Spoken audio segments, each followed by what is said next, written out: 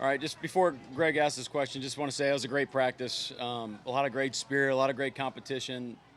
Just it's the right mix of like, hey, we're getting after it, but we're taking care of one another, sharpening each other, talking some smack. All three phases doing a lot of great stuff. But there is, I mean, it's obvious there's plenty of, we're not even close to being where we need to be. We know that, but for day 3, just excited about the effort, the intent, and just the overall competition. So just that was a great day. I was going to ask you about that intensity. Are you noticing organic, and there's certain leaders?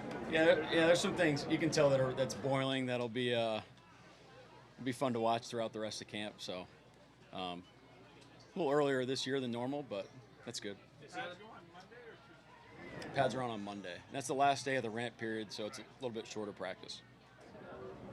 Is that about as intense as a practice can be without being pads? Yeah, that's what I'm saying. It's the right mix for right now. A couple guys, falling or tripping or whatever, but it's not because like we're, pushing guys to the ground. It's just try to be a better athlete next time type of stuff. But right where we want it to be. Mike, you were over there with the offensive line. Can we read anything through that, or that's just how you rotate, watching all the different? Yeah, just how I'm kind of settling into a little rotation there and catching some of the coaching points that we're talking about and see the guys do it. So. Did you observe anything you can tell us that you saw while you were over there? I just like, we talked earlier in the offseason about like what makes a great drill, and if you guys stand over there, it's very apparent after standing there for 15, 20 seconds. What the expectation is, what makes a great rep, and immediate feedback, really simple, clear. That's what's going on. So it's fun to be over there. You guys were toward the top of the league in explosive receptions last year. Over half of those are not guys that are on the team anymore. Who are you looking to be part of an explosive passing attack? All the people that are going to catch passes. I mean, not to be a smart aleck, but like, I mean, Ken Walker can be a guy like that. Our tight end room, based on our system right now, I think you can feel them come alive in a lot of the movement game and the action game and some of the drop back stuff. So, and then we got a lot of great competition with the young guys too. So it's an exciting room. I know there's not a lot of guys that were here last year, which is cool. So it's a lot of opportunity, and you can see some guys making plays out there, and it's exciting. What do you see for Torrey Horton in his first spring practice? Yeah, I think he's one of the guys I'm referring to. Just he's healthy, he's feeling good. I think he's moving really well, playing decisively out there.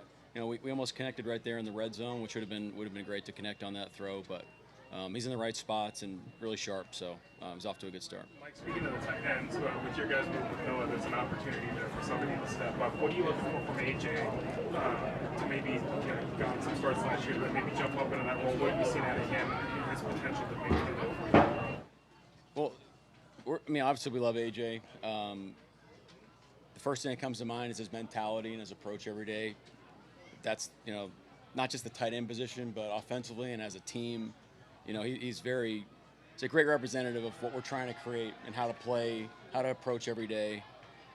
So that really excites us. But we believe in AJ's goal is to be a top overall tight end in the league and be able to do all the things that we're going to ask him to do, where you don't have to handicap how you game plan him and things like that. So that's his goal, and he's working his tail off out there. The defense does seem to be playing with a lot of confidence, though, it seems like, right now. Do you get that sense, and does that make sense, kind of given that, year 2 for a lot of guys? And, yeah, there's a lot of confidence. We didn't start great today, and so they had to hear about it from the coaches, and the vets did a good job of kind of kicking him back into gear, and those are the things that we're trying to take it to the next level. Let's do it every rep, all the time. When we're catching, we're off base, hey, let's recalibrate and get the standard back to where we need it to be. So, again, great day, but there's stuff that's sticking in the back of your mind of, okay, this is some areas where we need to look at. What have you done your quarterbacks through 3 days of camp? Oh man, I think it's kind of the same thing we talked about the whole team. A lot of great stuff. The command of the system is really impressive. How we're getting in and out of the huddle, getting in and out of plays. Sam's movement ability, accuracies is definitely on display. Guys are playing decisive. Drew can throw the heck out of the ball. And then J-Mill, I think he's taken a step from where he was in the spring. You can tell all 3 guys worked really hard in the off season, both fundamentally, and systematically, and it's exciting. So I think all three are playing well. Where would you say Jalen has taken a step?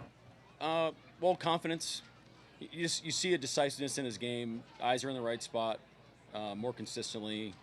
He can probably go into detail. It just seems to me like it's a quicker delivery. The footwork is starting to kind of match the routes and the concepts. Still, he's got a whole career ahead of him to improve, but excited to see him right now. I mean, he's doing a good job. You got a chance to see Byron Murphy go up against Gray Zabel in the 1v1s, kind of battle of the future? I didn't see that. I was at Skelly at the time, but I'll be watching it soon. What happened? It's good reps. Good reps. They went hard. All right, good. Not too hard.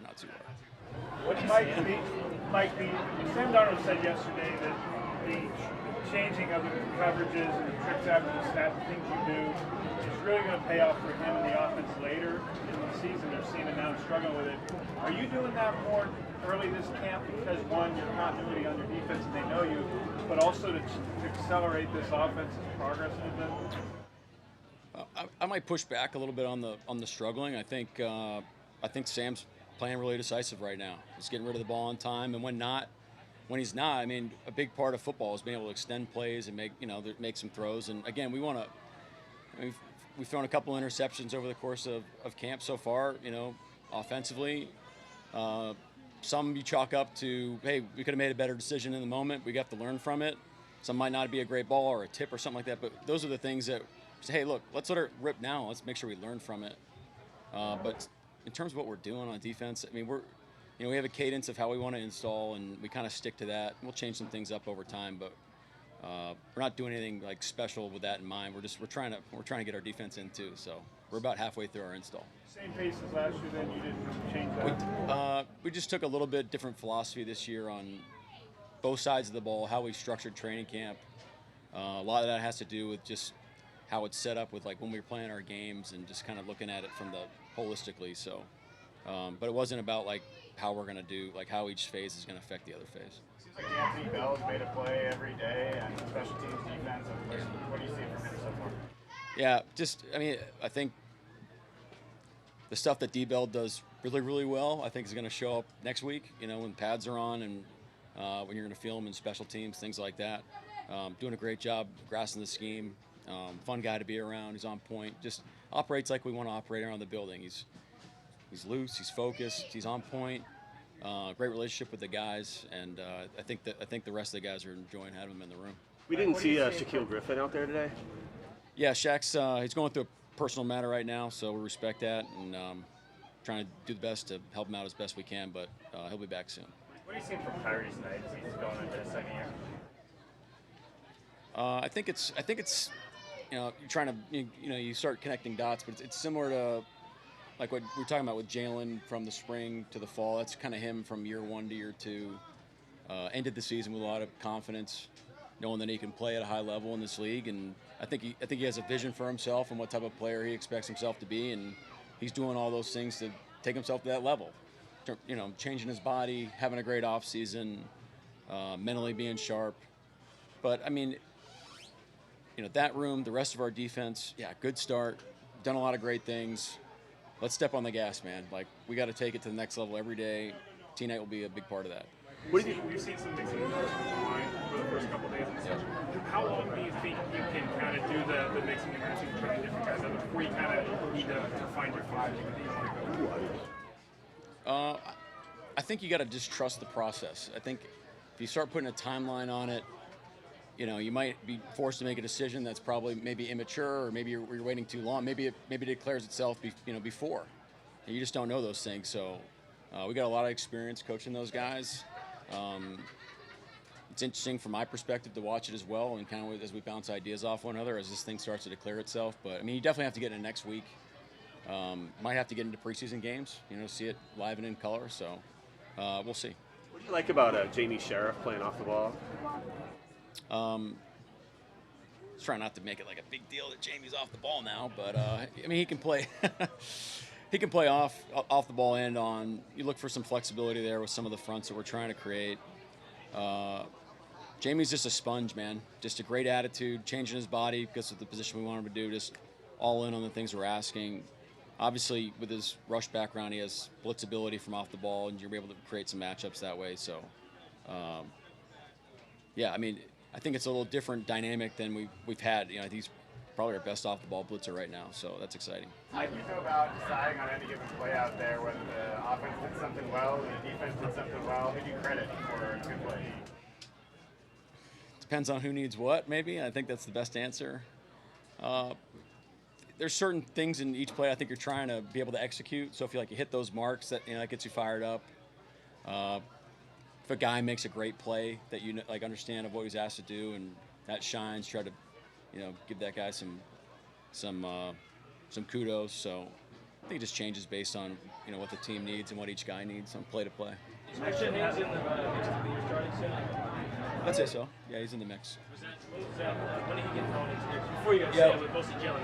Yeah, I think we started getting him some snaps towards the end of spring, and so yeah, keep the competition open and see what happens. But I'd say right now those two guys are ahead of Christian. You mentioned how excited you are about Troy Horton. Obviously, added depth to the receiver battle. What do you think that means for a guy like Jake Lobo, and how's he been?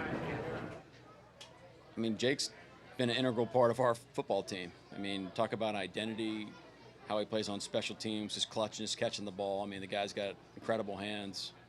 And then now with our, how we're going to be blocking on the perimeter. I mean, you're going to want 19 out there, push cracking safeties and doing all those things too. So, I mean, he brings a lot to the table. We've talked a lot just about no offense stepping out and then A.J. Barnett coming in. But what opportunity does that provide for Elijah? Yeah, I guess we just don't see it as this in and out, okay, now it's this guy, or it was this guy, and now it's just we had a great group at tight end. Noah was part of that group, we still have a great group at tight end, and Noah's moving on. It's great, we drafted Elijah because we thought he was going to be a great football player and a great tight end, and didn't really have an impact of what the team needed at that point. This guy's just a heck of a player, so. I think when you talk about Elijah's skill set, we talked about this when we drafted him, but his route tree, being able to split out, also playing line, which he's working on. He's got a lot of room to grow, and we're going to put a lot of pressure on him. We expect a lot out of him, so he's got a great opportunity in front of him. Sauber, what attracted you to sign him? Well, he's got a great reputation. Some of our coaches had a prior relationship with him. Obviously knows the system well, but just really impressed with his veteran leadership. Again, just how you operate in the building and being a part of the team building that we're trying to create. He's right in the thick of it. It's not he doesn't feel like a guy that you just picked up for a year or whatever. He feels like he's a true Seahawk. So that's exciting. What do you like about the way Riq has approached? Well, we talked today. I mean, he's just present mindset, just like the rest of the team. Training camp's tough because there's a lot of noise out there. There's all distractions. Hey, we're in camp. Take it one day at a time. Let's callous up. Let's become the best team we can possibly be, and let's get the buy-in to do that too. And it takes everybody to have. Everybody's got stuff going on. And we obviously know Riq's got stuff going on with contract stuff possibly. It's not a secret, but he's bought in. He's bought in. He's all in. He practices his tail off. There's things he wants to work on. There's things I'm thinking of that he needs to improve, but doing a lot of great things as well. You say you guys talked to people about that, the buy-in? Just his daily mentality. It has nothing to do with money or anything like that. Brandon Peely, what do you guys like about him? Man, he's a front flexibility. Can't have enough big athletic guys in the middle of your defense. Great competition there right now, especially with an opportunity with Hank being out. So he's getting a great opportunity with the ones to show what he can do. Speaking of Hank, do you have a sense for when he's going to get back? No, right now we don't have a timetable. Obviously, it's all business, it's hard work, putting everything in, but from the coaching perspective, how much you love the game, how fun is it to put this foundation there? Right? I hope you start to feel the energy here, but I mean, this doesn't get any better than this. You got a team that you love. You get to come to work every day. Great building, great organization. You got the 12s here. I mean, the sun came out. I mean, it's just doesn't get any better than this. But what you're chasing is worth it. All the work is worth it when you if you come out the other side. So it's been a lot of fun. How's fatherhood treating you? Getting sleep? If I said yes, does that mean I'm not a good dad or something? No, I mean Steph's done a great job. We're sleep training him, so now Jack's sleeping through the night, thankfully. So good for both of us. All right, thank you. Thanks. Thanks, guys. Thanks, Coach.